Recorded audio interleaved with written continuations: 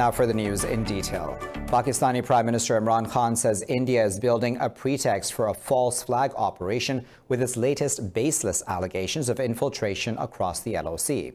Khan said the international community must act before India's reckless moves jeopardize peace and security in South Asia.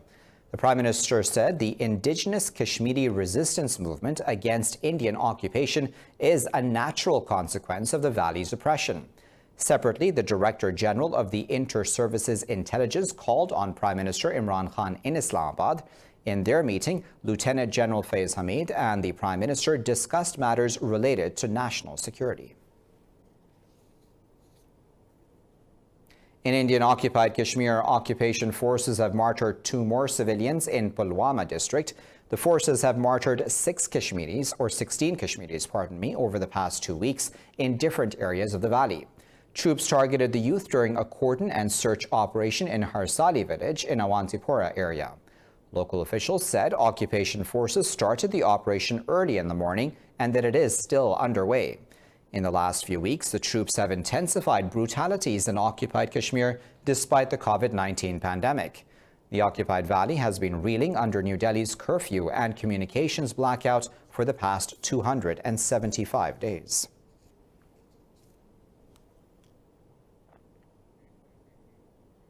Spain's daily COVID-19 death toll has picked up again, rising to 244, up from less than 200 for the past 3 days. Iran has recorded 78 more deaths, pushing its total death toll to over 6,418. Earlier, the United States reported over 2,300 fatalities in a day, pushing the country's overall death toll to more than 71,000. The global death toll from the novel coronavirus is nearing 258,000, with over 3.6 million people infected. More on that now in this report.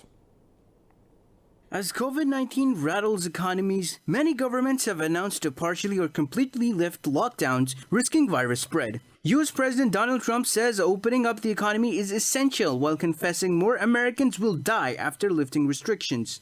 It's possible there will be some, because you won't be locked into an apartment or a house or whatever it is. But at the same time, we're going to practice social distancing. We're going to be washing hands. We're going to be doing a lot of the things that we've learned to do over the last period of time. And we have to get our country back. You know, people are dying the other way, too. The German federal government and states have agreed on ways to ease lockdowns. As the UK becomes Europe's worst-hit country by COVID-19, London said second stage of the virus response will not be easy. Foreign Minister Dominic Raab said people must adjust to a new normal to avoid a second peak. And as we consider the decisions that we will take next to protect life, but also to protect our way of life, it's now clear that the second phase will be different. We will need to adjust to a new normal where we as a society adapt to safe new ways to work, to travel, to interact, and to go about our daily lives. Meanwhile, a few countries, including Japan and Lebanon, have extended their lockdowns and state emergencies over fears of a second wave of COVID-19.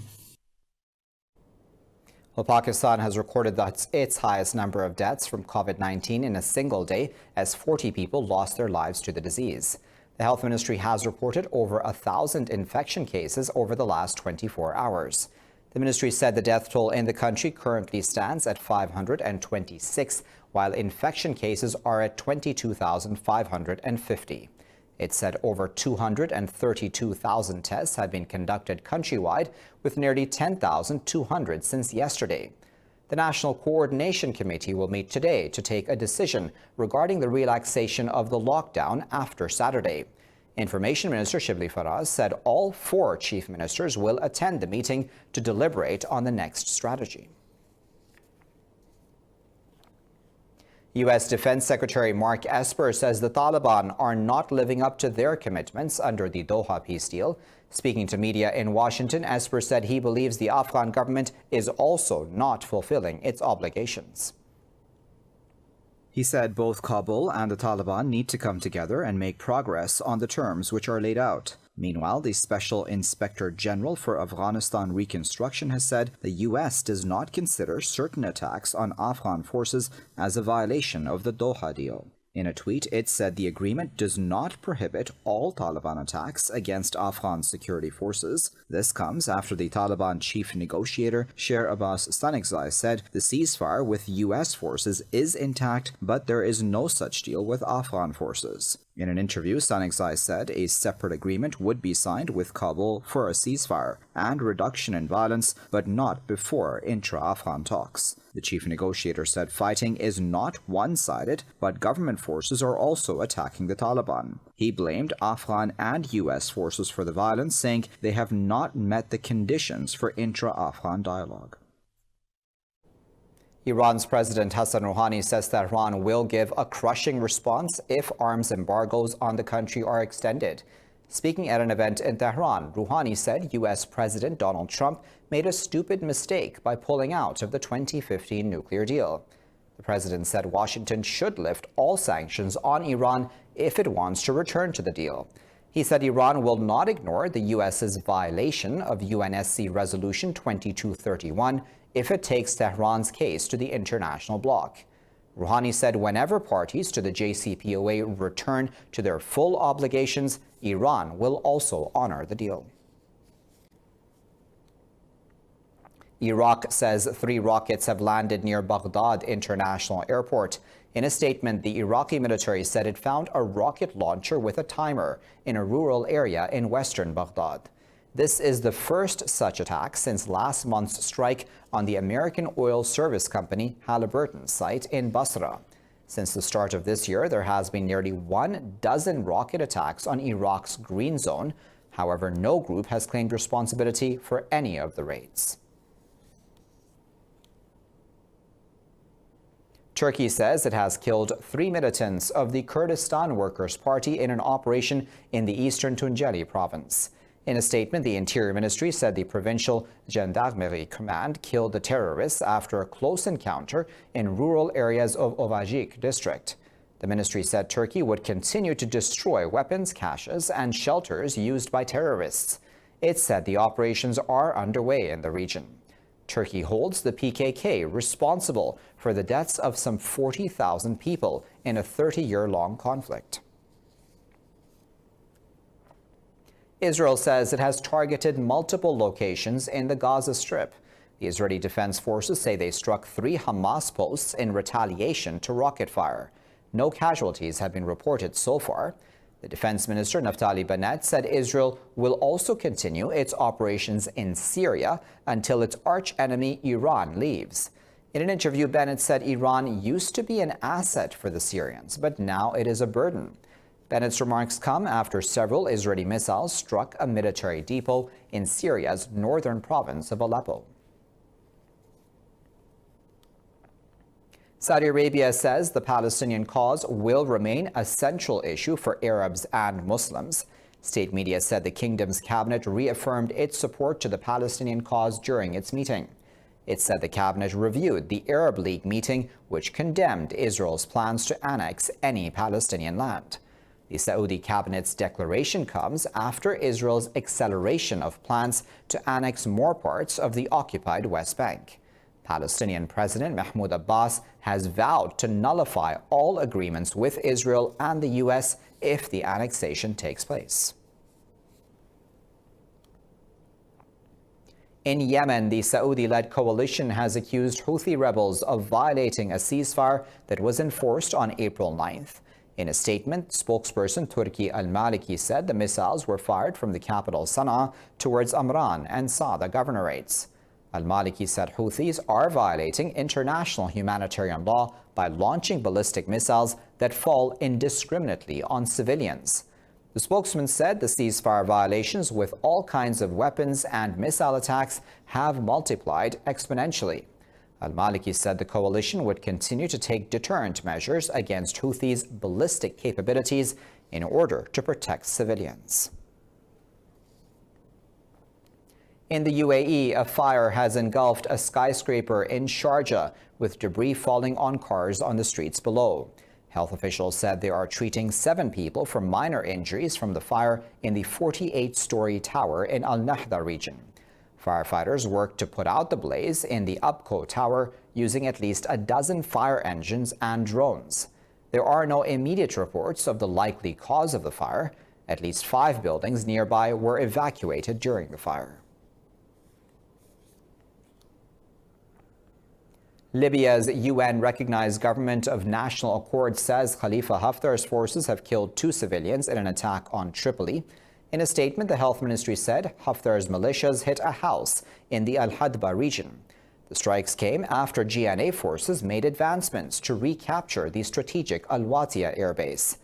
Meanwhile, the International Criminal Court's chief prosecutor, Fatou Bensouda, has warned of potential war crimes in Libya.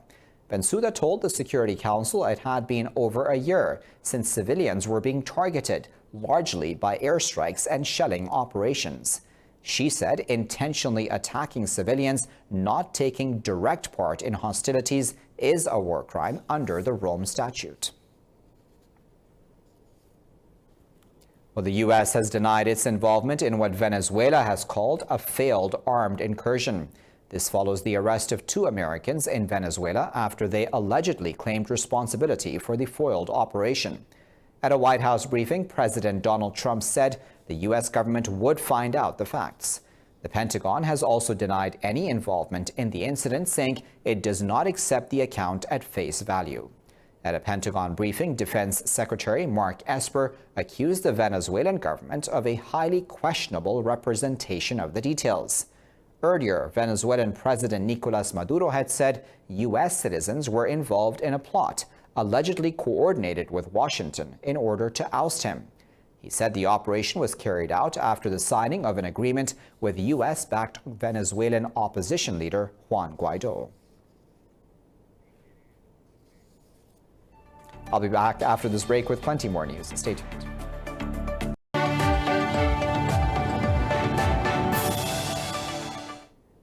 In Pakistan, the Punjab Rangers have distributed ration bags among members of the Sikh and Hindu communities in Sialkot and Nankana Sahib amid the lockdown imposed to curb the coronavirus. The Punjab Rangers handed over food bags in Guru Nanak School, Nankana Sahib and Shawala Teja Singh Mandir in Sialkot. The ration was distributed under the supervision of DG Rangers Punjab Major General Amir Majid. The food items were distributed among the needy families, daily wagers and unemployed people due to the current stoppage of economic activities. The gesture was aimed at promoting interfaith harmony and sharing Ramadan blessings during testing times. In India, thousands of migrant workers have started their journey back to their homes after the government hasn't extended help. Workers have been stuck across the country after Prime Minister Narendra Modi imposed a sudden curfew in March. The workers, along with their families, are going from the southern Karnataka to the northern state of Uttar Pradesh. Migrants said they have paid for their own train tickets to head home, even after the government had pledged to pay for them. Delhi has also imposed a special tax of 70% on retail liquor purchases to deter large gatherings at shops. Police baton charged hundreds of people who flocked to liquor shops when they opened earlier this week after the 6-week lockdown. The top U.S. scientist, Dr. Anthony Fauci, has dismissed claims that COVID-19 was created in a laboratory in the Chinese city of Wuhan. Fauci says there is also no scientific evidence of the possibility the virus had accidentally escaped from the lab. In an interview, Fauci said the virus was in the wild, and its evolution in bats strongly indicates it could not have been artificially or deliberately manipulated. He said everything about stepwise evolution strongly indicates the virus evolved in nature and then jumped species. The U.S. Joint Chiefs of Staff Chairman General Mark Milley has also said there is no conclusive evidence that the virus was intentionally released. The weight of evidence, nothing's conclusive. The weight of evidence is that it was natural and not man-made. Secondly, the second issue is, was it accidentally released? Did it release naturally into the environment, or was it intentional? We don't have conclusive evidence in any of that, but the weight of evidence is that it was probably not intentional. Well, just last week, U.S. President Donald Trump had claimed to have seen evidence indicating COVID-19 came from a lab in the Chinese city of Wuhan. While the COVID-19 pandemic is transforming how workplaces operate, businesses are learning how to operate with staff working remotely, and office meetings have been replaced by video conferences. But how will the post-coronavirus office space look like? While countries have begun emerging from lockdowns, the novel coronavirus continues to be a threat. As such, workplaces must take steps to prevent themselves from becoming a viral hotspot. The international real estate firm Cushman & Wakefield has overseen return of nearly 1 million employees to its offices in China. The company has come up with a workplace design concept that may help workplaces transition into the post-COVID-19 era. It comes down to some basic concepts, things like colored carpet, or in a less sophisticated or expensive application, taping off what 6 feet workstations look like. So it's very visual. In some cases, installing plexiglass or some other form of sneeze or cough guards to give folks additional insurance. And we've seen a lot of that in retail applications already, of course. The company's concept focuses on the 6 feet of social distancing rule, applying it to workplaces to keep areas around desks empty. They've built a prototype of their design in their Amsterdam office, where it is pitched to clients. Organizational psychologist Brad Bell warns such protocols may be detrimental to employees' mental health. In my own research, we've found that the more isolation that employees experience or perceive, that has a negative impact on a number of important outcomes. Their satisfaction with their work. I think it can certainly lead to stress. It can undermine well-being.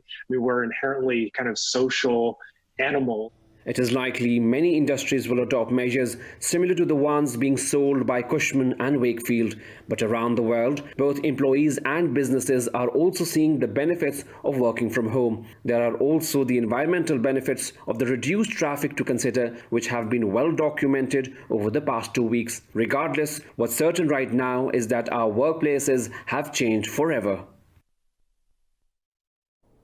French beekeepers are celebrating a bumper honey harvest. They say they've just had their best season in 4 decades, but are finding it hard to sell their products due to the COVID-19 lockdown. More on that now in this report. It's been a hot spring in France, with temperatures reaching 30 degrees Celsius. This is more typical of early summer. This weather has been a boon for beekeepers who have just had their best harvest in decades. A single beehive can produce 4 to 6 kilograms of honey. In a good year, this figure might rise to 10 kilograms. But this year, northern and western France hives produced up to 20 kilograms each. When the harvests are not great, we get around 4 to 6 kilograms from each beehives. It can go up to 10 kgs, maybe a little more. But now we're reaching 20 kgs on average, only with the spring harvest, which will surpass the harvest of last year, from the whole season from spring to summer, when we had a very bad harvest. And this year we have already surpassed it, only with the spring harvest. Currently, France is keeping open-air markets closed to halt the spread of the coronavirus. This makes it increasingly difficult for the beekeepers to sell their stock. On the production side, we will have an excellent harvest, so we will have stocks when the lockdown ends. And when everything goes back to normal, we will get back to work, and these will be sold in any case. But this period is quite difficult. For now, their easiest option is to hold on to their stock and sell it when the lockdown ends. We are wearing masks. We wear it as soon as we're behind the stand and when we talk to people. We set up cell phone sheets to separate the customers from us so that people don't touch the jars. We ourselves serve the customers. We also set up little trays here for people to pay. And then we take back the money and we give them their change on another tray. We're trying to not have direct contact with people. The National Union of French Beekeeping notes that climate change has made harvests unpredictable. A hostile summer may change the year's output. The U.S. space agency NASA says Hollywood action star Tom Cruise is working on a movie to be shot in outer space. In a tweet, NASA Administrator Jim Bridenstine said the space agency is excited to work with Tom Cruise on a film aboard the space station. He said popular media is needed to inspire a new generation of engineers and scientists to make NASA's ambitious plans a reality. A media report said Cruise is working with SpaceX entrepreneur Elon Musk to make the first feature film to be shot in space. It said the proposed action adventure is in its early stages. Tom Cruise is renowned for his daredevil films and for doing his own stunts.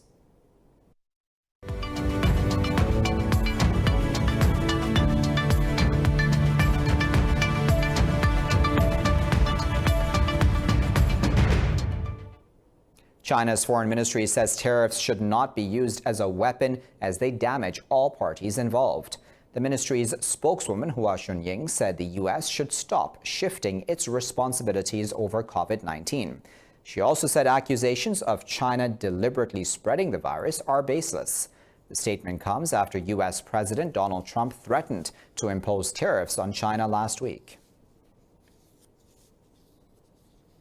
Well, trade talks between the UK and US have begun via video conference nearly 4 years after the Brexit vote to depart the EU. The UK is attempting to negotiate a deal with the US, EU and other trading partners before the Brexit transition period ends on December 31st this year. The UK's Department for International Trade says a deal with the US will help nearly 6 million small businesses. In a statement, the UK International Trade Secretary Liz Truss said increasing transatlantic trade can also help resuscitate COVID-19-stricken economies. According to trade objectives published by Washington's negotiators over a year ago, the US wants full access to UK markets and minimal tariffs. Walt Disney has suffered nearly $1.5 billion loss in the first quarter of this year. Disney's profits slumped as it closed its parks, canceled movie releases, and reduced advertising sales due to the COVID-19 pandemic. The Disney chairman, Bob Iger, said the firm is facing unprecedented challenges, but he is confident of recovery. Chief Executive Bob Chapek said the company will take a phased approach, requiring advance reservations to limit attendance. Disney is taking numerous steps to shore up its finances, including reducing capital investment plans by $900 million. Meanwhile, Airbnb has announced it will lay off 25% of its 7,500 employees. In a statement, the company said severed employees in the U.S. will receive 14 weeks of base pay and 12 months of health insurance. European markets are trading mixed as investors speculate over the probability of economic revival as many countries ease lockdown restrictions. London's FTSE 100 is trading nearly 0.5% higher after the British insurer Hiscox stocks jumped nearly 8%. The CAC 40 in Paris and DAX in Frankfurt are both trading fractionally lower. In Asia, Seoul's Kospi led the gains, closing over 1.5% higher after shares of automaker Hyundai Motor jumped about 2%. Hong Kong's Hang Seng Index and the Shanghai Composite edged higher. Meanwhile, the international benchmark Brent crude oil price has gained over 3%, pairing early losses.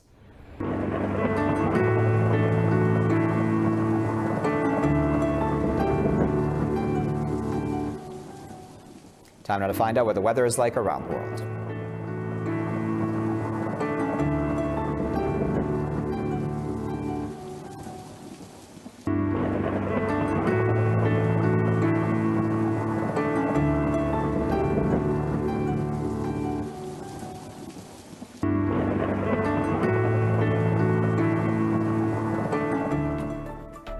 Well, for the latest updates on these and other stories, you can always follow us on our social media at Indus.news. Thanks for watching.